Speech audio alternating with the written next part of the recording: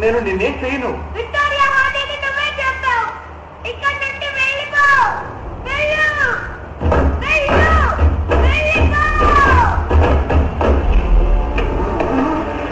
అసలు ఏంటి పెద్ద? వీళ్ళకి పిచ్చి కుదరదు. మా ఇంటికి తీసుకెళ్తాను కదా. ఈ ఊళ్ళో ఉండడానికి వాడు వస్తున్నాడు. ఈ ఊరి నుంచి వెళ్ళిపోమని చెప్తాను.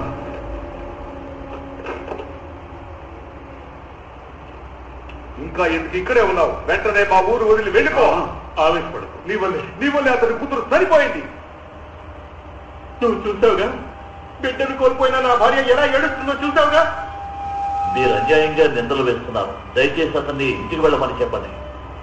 మీ మూఢ నమ్మకం ఇప్పుడు పిచ్చిగా మారింది. అయితే మీ అబ్బాయి సరిపోవడం కూడా కొట్టి మూఢ నమ్మకమేనా?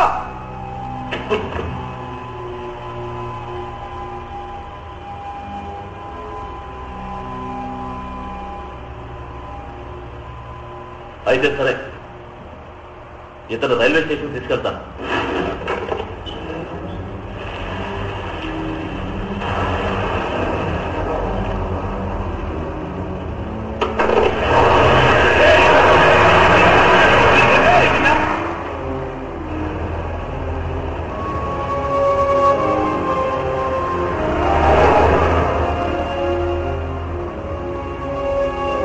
వాళ్ళ మాటలను అసలు పట్టించుకోవద్దు. వాళ్ళు ఇంకా చీకటిలోనే ఉన్నారు. కానీ ఆ ఇంట్లో నేను ఒకరిని చూశాను. అది నీ అపోహ. అది ఊరికి దూరంగా ఉన్న నిర్మానుష్యమైన చోటు అంతే. ఆ ఇంటిని నువ్వు వీలైనంత త్వరగా అమ్మేస్తే ఈ ఊరి ప్రజలకి మంచి జరుగుతుంది.